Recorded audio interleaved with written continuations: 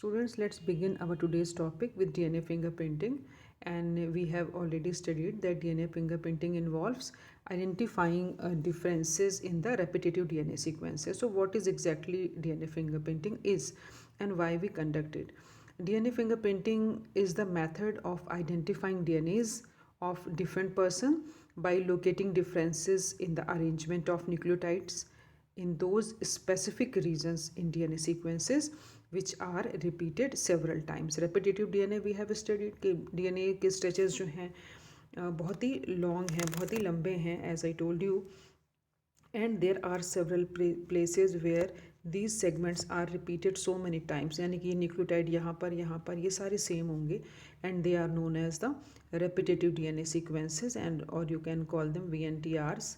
So in modern method of comparing sets of DNA from different sources, suppose you want to compare the DNAs of 2 or 3 or many peoples. If you want to compare these DNA sets from different organisms, locating identical sequences of nucleotides, it is helpful in identification of suspected criminal.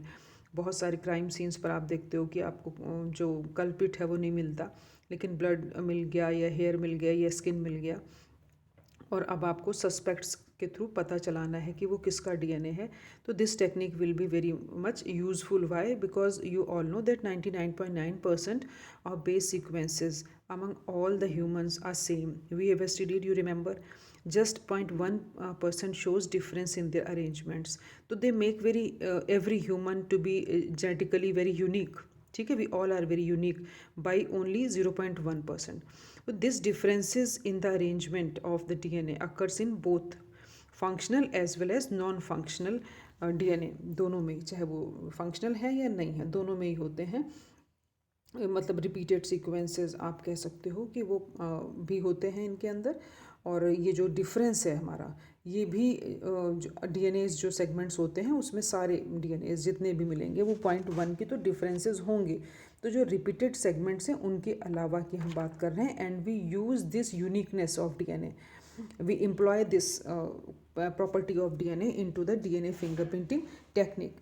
So now come to the what is DNA fingerprinting exactly. So DNA fingerprinting technique was actually developed by the Alex Zeffrey, the name of the biologist who has given this unique and very important technique. REY, Alex Zeffrey. He is from United Kingdom, and in 1985-86 he has given the technique that is today known as DNA fingerprinting. And inheritance of DNA is very stable, we all know, है ना. तो every person has a specific pattern of DNA sequence which shows a combination of DNA sequences of both mother and father. किसी भी individual के अंदर जो DNA आता है उसमें मदर और फादर दोनों के डीएनए सीक्वेंसेस का वो कॉम्बिनेशन होता है.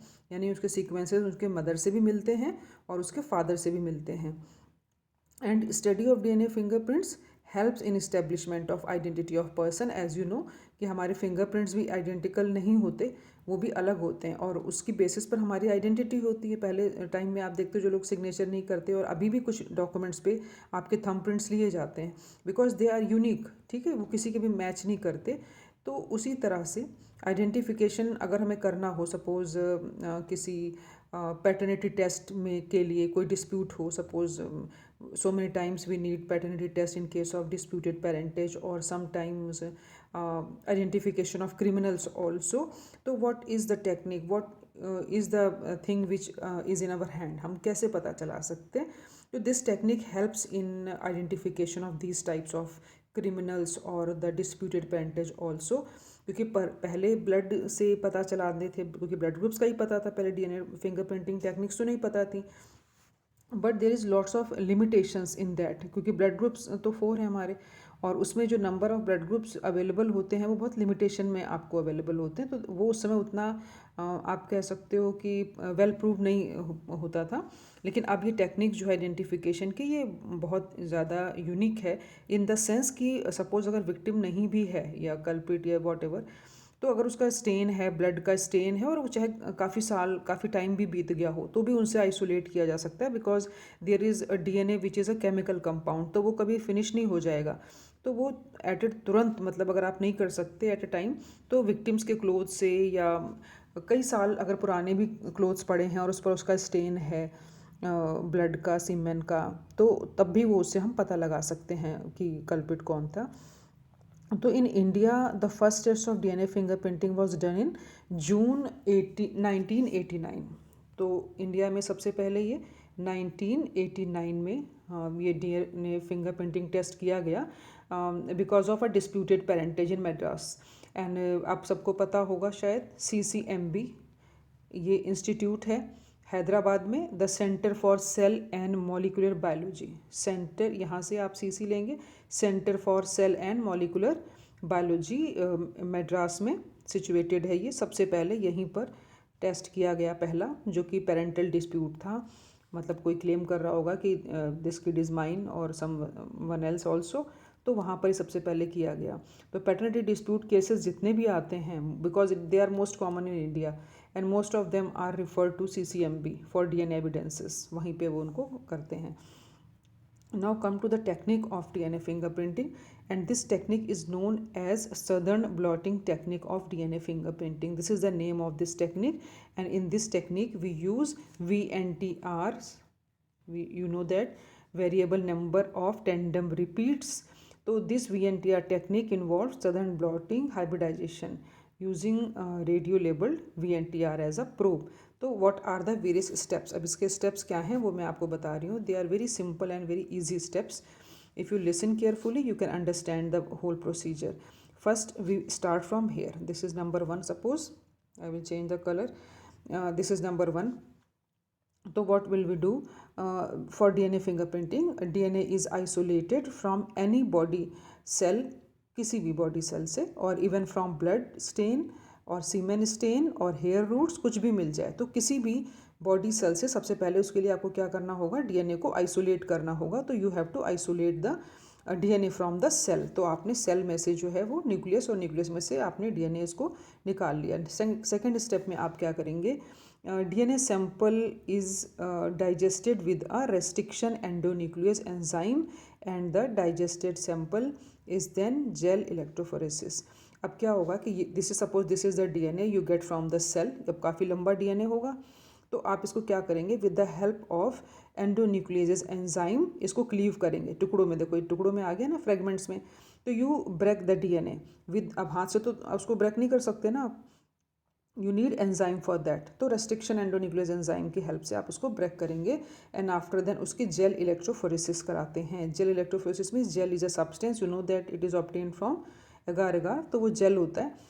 एंड इस जेल के ऊपर हम जो DNA हैं उन सैम्पल्स को इसके साथ में एक तरह से आप कहोगे जो DNA सैम्पल्स हैं उनको अटैच किया जाता है। तो DNA bands in the gel, जो यहाँ पर ये जो ऐसे डॉट डॉटेड स्ट्रक्चर्स दिख रहे हैं, these are the DNA bands. तो आपने सबसे पहले DNA लिया, DNA को आपने एंजाइम की हेल्प से स्मॉल पीसेस में ब्रेक किया, देन DNA बैंड को आपने जेल इलेक्ट्रोफोरेसिस कराया। अब जब जेल इलेक्ट्रोफोरेसिस में कराते हैं यहाँ पर, तो DNA बैंड्स जो जेल में हैं इनको डीनेचर किया जाता है in the single stand, because you know that these are the double standard DNA। तो you have to convert it into single standard DNA by treating them with alkali solution. Means किसी alkali solution की help से इसको आपने single strand में तोड़ दिया। तो ये जो जेल है, जेल की प्लेट है, इसमें you can see that all the DNA are single stranded DNA, they are present in to this gel. And now next step what happens is that this gel we make such type of arrangement. ये ऐसा arrangement आपको ये दिख रहा है यहाँ पर, तो ऐसा अरेंजमेंट बनाते हैं यहाँ पर। अब यहाँ पर क्या है, सबसे पहले they have given a tray, this is a tray है। अब इस ट्रे के अंदर there is a buffer solution, after buffer there is a glass support, एक ग्लास का प्लेट रखा हुआ है। After the glass plate there are the filter paper wick, एक पतली सी शीट है फिल्टर पेपर की, जिसके जो कॉर्नर्स हैं वो डिप कर रहे हैं फिल्टर पेपर के इस बफर सोल्यूशन में, so that buffer solution can be absorbed by this filter paper, and after then you put the agarose gel, ये वाला agarose gel plate आपने रख दी है containing DNA fragments जो single stranded हो चुके हैं, and after then nitrocellulose filter रखते हैं यहाँ पर, जस्ट लाइक एक्सरे फिल्म होती है वैसे ही। तो नाइट्रोसेलुलोज फिल्टर लास्ट में रखते हैं। And then this is the stack of tissues, थोड़े से टिश्यूज़ के स्टैक्स रख देते हैं। दे आर एब्जॉर्बेंट टिश्यू, काफ़ी सारा मोटा सा बंडल यहाँ पर रख देते हैं। एंड ऊपर से हम वेट रख देते हैं, अच्छा खासा हैवी वेट हम इसके ऊपर रख देते हैं। तो we made such arrangement, that means gel is laid on the top of buffer saturated filter paper placed on a solid support with its two edges immersed in the buffer, correct? Now next step is a sheet of nitrocellulose, which you here I told you, the sheet of nitrocellulose, a membrane is placed on the top of the gel and stack of paper towel you can say, ये रख दिया। and after then the आपने weight रख दिया यहाँ पर। And leave this arrangement for a few hours और overnight. If I remove the ink you can see all the labelling so that you can understand. तो ये अरेंजमेंट बना के we leave it for the overnight. आप इसको छोड़ सकते हैं या आप कुछ घंटों के लिए 9 to 10 आवर्स आप छोड़ सकते हैं।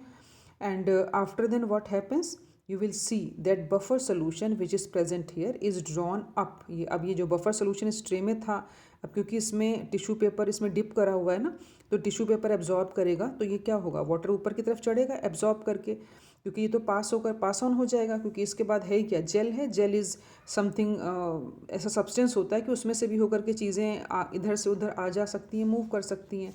तो buffer solution is drawn up by the filter paper wick and passes through the gel to the nitrocellulose membrane।